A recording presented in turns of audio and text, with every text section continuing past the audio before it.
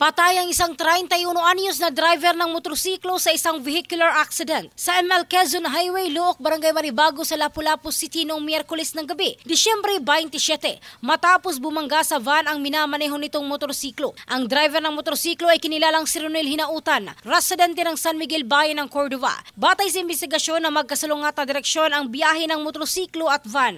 Pagdating sa nasabing lugar, nakita sa CCTV na bigla na lamang kumaliwa ang van. Makikita na nagawa pang i-on ng driver ng van ang signal light nito. Ngunit nabigo si Hinautan na ihinto ang kanyang motorsiklo at dahil dito, tuluyan itong nabangga ang van.